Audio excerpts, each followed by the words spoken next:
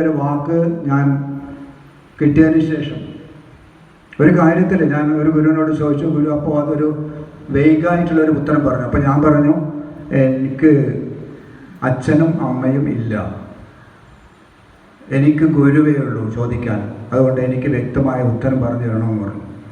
അപ്പോൾ ശിഷ്യഭൂത നല്ല നിലാവധിച്ചതുപോലെ ഒന്ന് ചിരിച്ചു, എന്നിട്ട് പറഞ്ഞു ഇങ്ങനെ ചെയ്തു എന്ന് പറഞ്ഞു. പക്ഷേ ആ ചെയ്യാൻ വേണ്ടി ഞാൻ ചെയ്യാൻ തുടങ്ങിയപ്പോൾ 2.5 വർഷം ഞാൻ അനുഭവിച്ച വേദന എന്ന് പറയുന്നത് എൻ്റെ ജീവിതത്തിൽ അതിനു മുമ്പേ അനുഭവിച്ചിട്ടില്ല. പക്ഷേ ഓരോ പ്രാവശ്യം പോകുമ്പോഴും ഗുരു കാണിച്ച സ്നേഹമുണ്ടല്ലോ, ഒരിക്കലും എനിക്ക് മറക്കാൻ കഴിയില്ല. പക്ഷേ ആ 2.5 വർഷം കൊണ്ട് ഗുരു പറഞ്ഞതിന് ഒരാണും കൂടെ അങ്ങോട്ടും കൂടെ തെറ്റാതെ ഞാൻ പോയപ്പോൾ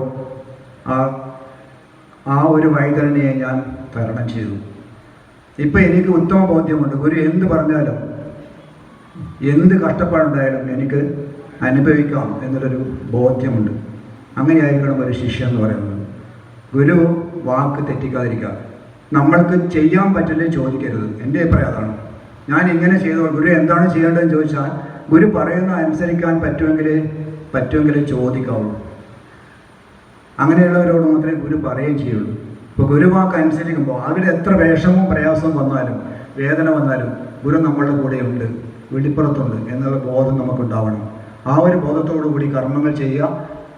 ഞാൻ കൂടുതൽ ദുരിപ്പിക്കുന്നില്ല. എല്ലാവർക്കും ഗുരുവിൻ്റെ കാരുണ്യവും കടാക്ഷവും ഉണ്ടാവട്ടെ. ഗുരുവിൻ്റെ വഴിയിൽ കൂടി നിങ്ങൾക്ക് ഓരോരുത്തർക്കും അവസാന ശ്വാസം വരെ ഗുരുവിൻ്റെ കൂടെ നിൽക്കാൻ കഴിയുമാറാകട്ടെ എന്ന് മാത്രം പ്രാർത്ഥിച്ചുകൊണ്ട് എൻ്റെ വാക്കുകൾ ഗുരുപാദങ്ങൾ സമർപ്പിക്കുന്നു. സദ്വേശ്വർ.